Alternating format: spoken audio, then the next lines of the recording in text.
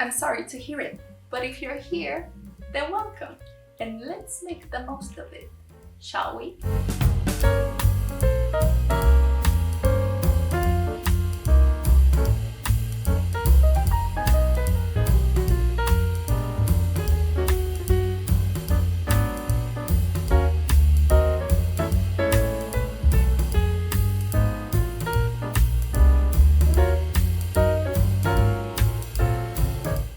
I want to apologize for the lighting in this video. It's awful. 1 second it's sunny and then it's overcast, so please bear with me. I want to start off by giving a big shout out and thank you to Noctua Graphics for my amazing channel banner. How cool is that? It's the animated version of myself. You can find them on Twitter, Instagram, Discord. I'm gonna link them down below and you should totally check them out. Now, let's get right into our thing. We need to set a disclaimer first. I am not a dermatologist. I don't have any studies in this area, nor do I have perfect skin. Today's topics are based on my own research, and let's be honest, I'm not here to reinvent the wheel. You have already heard all the aspects that I'm gonna mention, but you probably just haven't seized the importance of them until now. Before trying anything out when it comes to skincare, you should totally do your own research first, and of course, go see a dermatologist. All the aspects that I'm gonna mention in this video are for all genders. So let's get straight to number 1. You're touching your face too much. I think this is pretty clear and common.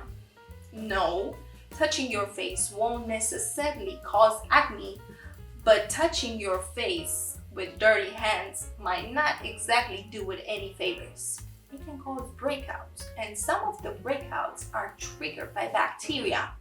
And of course, our hands are breeding ground for bacteria, as they're always touching things that you cannot exactly call clean. Basically, you're bringing dirt and oils to your face, therefore clogging your pores. If you noticed that you're touching your face a lot and you're breaking out in those areas, then this is a potential indicator that the breakouts are directly correlated. Number 2, popping pimples or picking at your face. Something that I'm also guilty of. I don't know, whenever I see a pimple, it's like I have to be its executioner right away. I know this isn't something that we should be doing. So what is exactly happening? Well, when you squeeze a pimple, you can force all the debris from the pore deeper into the follicle. This causes the follicle wall to rupture, spilling all the infected material into the dermis, which is the lower layer of the skin. Also, popping pimples can cause scarring because as the skin heals, tissue will be lost. That's how you get hypertrophic acne scars, depressed or pitted acne scars. If these don't develop, then dark marks can. They are called post-inflammatory hyperpigmentation.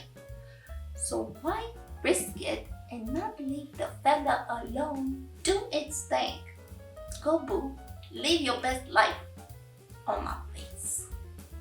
Number 3, you don't have a basic skincare kit. What does it consist of? Well, a gentle cleanser with emphasis on gentle. You want to make sure it is fragrance-free and alcohol-free. A moisturizer. You want to make sure you find one that's essential oils-free, bad alcohol-free, and fragrance-free as much as you can, especially the ones of you that have sensitive skin. Sunscreen, also known as SPF, also known as the mother and the father of wrinkle prevention. You want to make sure you find one that's suitable for you, as there are 2 types of sunscreen, chemical and mineral sunscreen. Each one uses a different mechanism for filtering the UV rays and protecting the skin from damage. Now, if you want to add more products, I suggest they would be towards the hydration part, such as hyaluronic acid with thermal water. And also, if you want an acid, you can use azelaic acid, as it's mellow, gentle, and can also be used during the summer season. A crucial addition would also be an oil for the double cleansing method, which is the method I use daily because it melts the makeup and leaves the skin smooth. Attention! Do not use coconut oil for this method as it is comedogenic.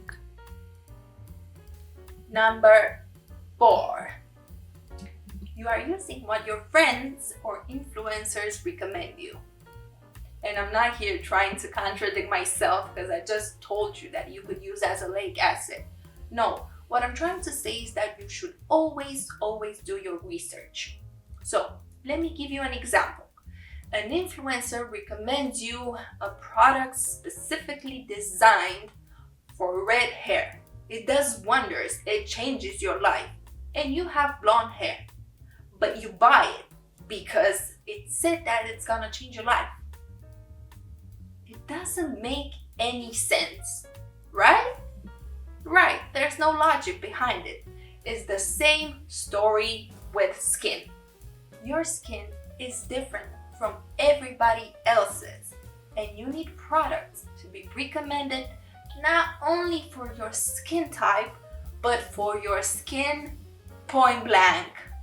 Your skin comes with specificities that have to be addressed by a professional. But if you decide to follow a friend's advice, then please do your homework. I did it myself. I took some recommendations and I gave some. And it's not that something bad happened. No, it's just that maybe some products weren't as potent for them as they were for me, and vice versa.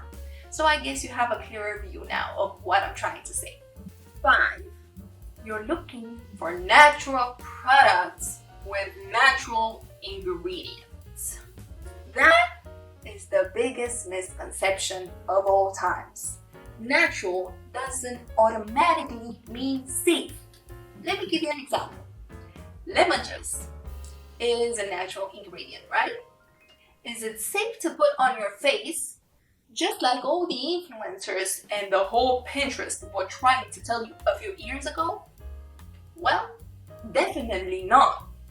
Essential oils, they are natural ingredients, but they are also the top offender on the list of products that are most damaging for your skin, followed by bad alcohols and fragrance.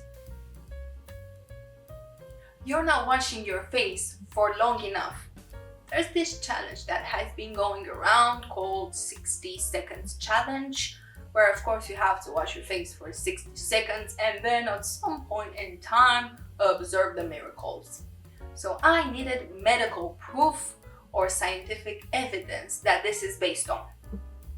Of course I didn't find anything, but basically what dermatologists are saying is that you should wash your face for around a minute to make sure your face is properly cleaned.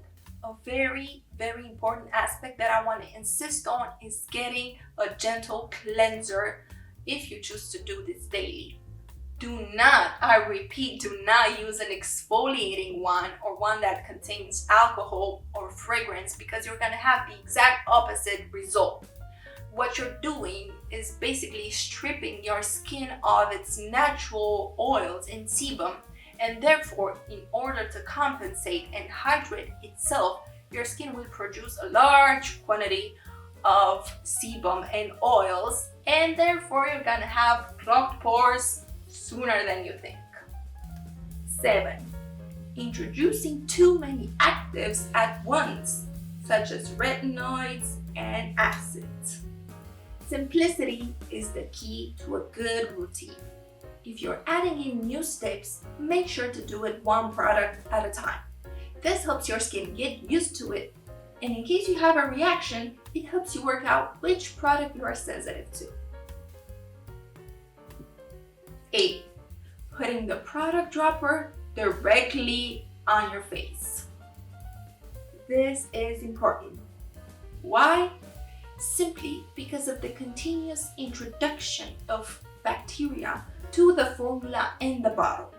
This can lead to acne or worse, to a bacterial rash. For example, when developing a skincare product formula, companies take into consideration the packaging.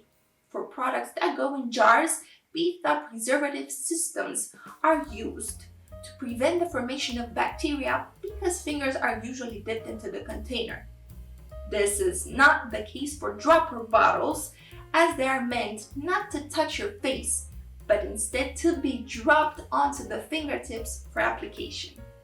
You can also drop your product directly on the face without touching it with the dropper, just like I'm doing it here. 9. You're using sponges to apply your makeup. There is no way to really ever get them clean for real. Mold has been found inside them when cutting them in half. They are even dirtier than makeup brushes. The best way to apply your products is with your clean hands. 10. Thinking all alcohol is bad. First, let's talk about bad alcohols in skincare, also known as solvent alcohols. Ethanol, methanol, isopropyl alcohol, alcohol denat, also known as denatured alcohol, are used to make creams feel lighter, help ingredients penetrate your skin, and act as a preservative. This might sound okay, but there's actually a downside. Bad alcohols can cause dryness, irritation, and breakouts. When used in high concentration, they deteriorate your skin's protective barrier, which means your skin is no longer effective in keeping moisture in. So now let's talk about the good alcohol in skincare. In the realms of alcohol, fat is your friend. Fatty alcohols are derived from vegetables and they look completely different to those bad ones. They are solid, pearly white wax pieces which emulsify cosmetics. They help hold the product, so basically the water and oil don't separate. They don't cause dryness or irritation. In fact, they do the exact opposite. They act as emollients to your skin, which protects it and helps it to keep moisture in. Cetearyl, sterol, cetyl, benyl alcohol are the most common. So if you see them in the ingredients list, know they are safe and they get the happy tick of approval. My dears, this was it for today. I hope that you learned something, and I know that we're doing so many more mistakes than what I have mentioned in this video. And if you want, I can make a part 2 in the future. Just let me know in the comments below. Please note that the majority of the aspects apply to both women and men. So, what time is it? Oh, it's time for the question. I wanted to ask you if you have ever tried DIY masks at home. And if you did, what was your experience with them? Let me know in the comments below. You already know. If you didn't like this video, if you didn't find it helpful, then don't forget to hit this like. But if you did like it, if you did enjoy it, thank you all so much. I'm gonna see you in my next video. Bye.